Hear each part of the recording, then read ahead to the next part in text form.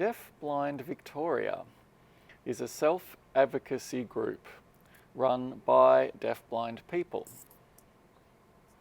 DBV's aims are to advocate for our human rights and mental health, to end the social isolation and break down the barriers that we face. We do this by providing deafblind awareness training and through self-advocacy, peer support and empowerment. We provide opportunities to learn how to communicate with deafblind people, to volunteers, comm guides, interpreters, professionals, friends and family, and the wider community, anyone who's interested. This video shows how to guide a deafblind person.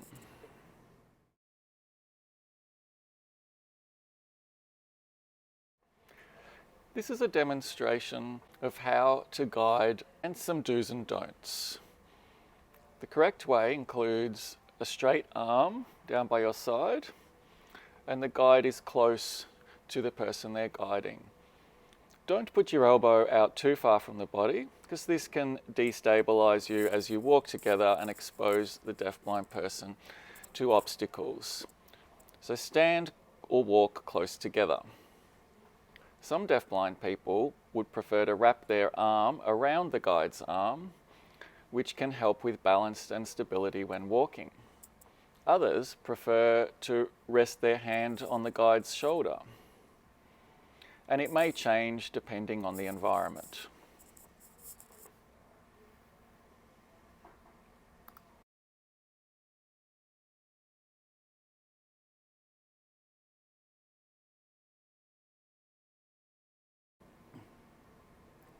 How to guide to a chair the right way.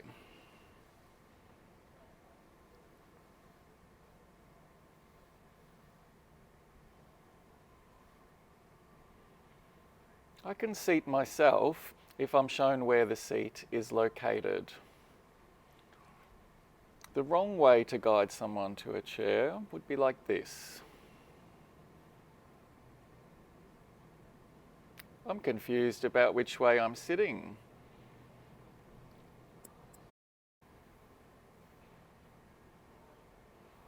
When guiding a hand to a chair, also avoid this. It feels rough. Instead, guide like this. By being close to the chair, I can easily orient myself through touch, and it's safer.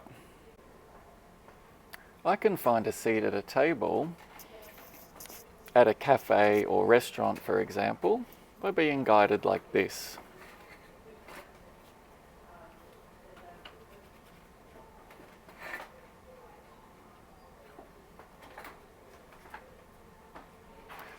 Just letting you know there's water here.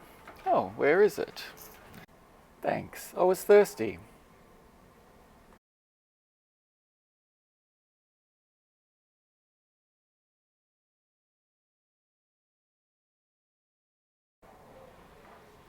Next is what I like to call communicate by touching things. This is where my hand is guided to an object in the environment. It could be to a rail or a lift button, any surface, the door on a train or a tram. If my hand is guided to the side of the door, I know where to step to get on or off. Communicating by touching things will help deafblind people know what is going on in their environment.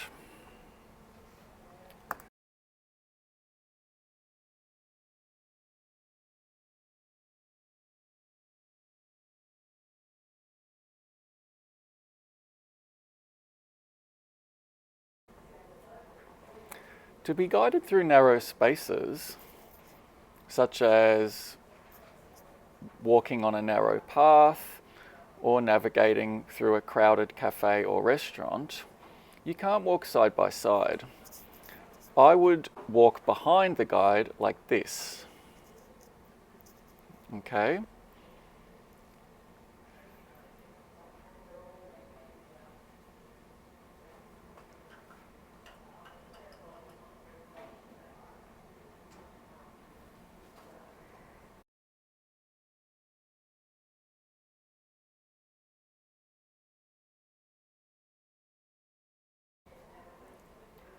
When approaching stairs, I can find out if the stairs go up or down when the guide guides my hand to the rail.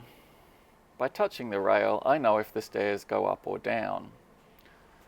The guide can watch the deafblind person as we feel our way up the stairs and navigate it together.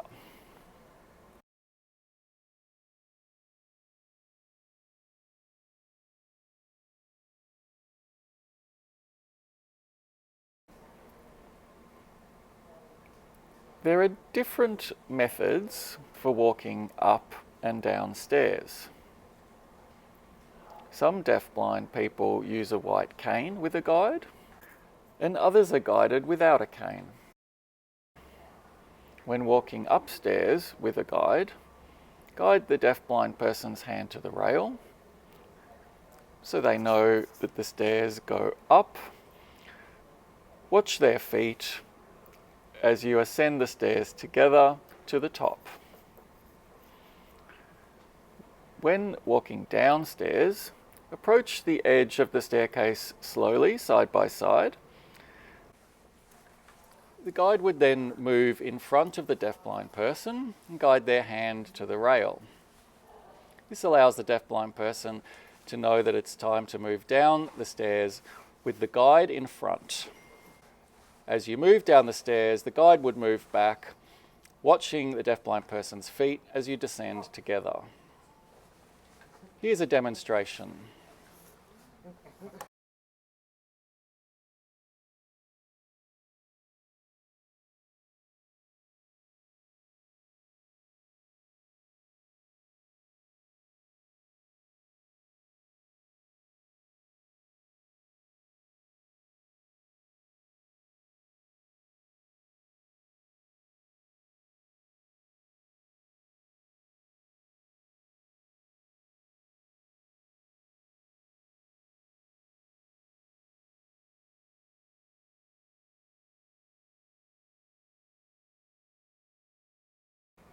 I am deafblind.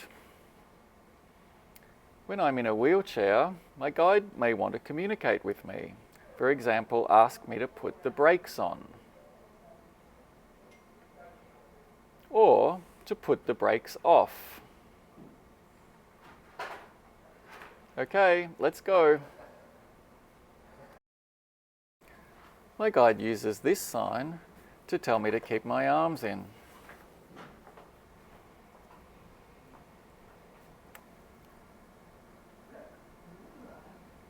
If I want to get out of the wheelchair to move into a car, I need to raise the foot plates. My guide would use this sign.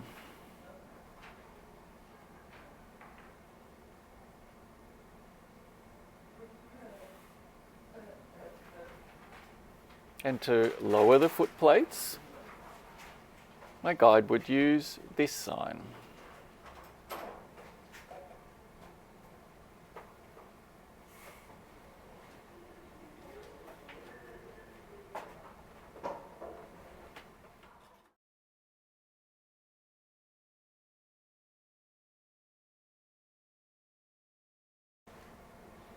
I'm deafblind, and I use a walker. I'll show you 3 things you can do when guiding somebody who uses a walker. You can signal start walking, duck under a tree, and stop walking.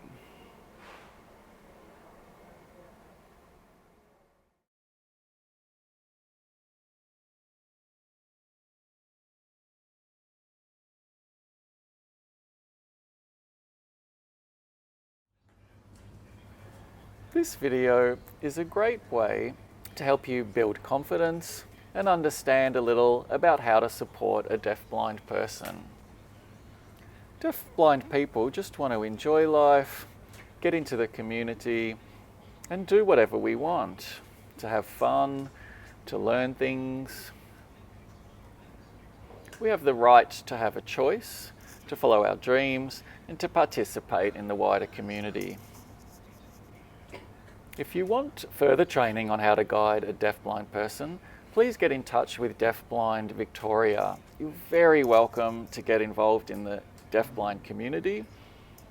We need support to grow stronger and more independent, and to create a truly inclusive world.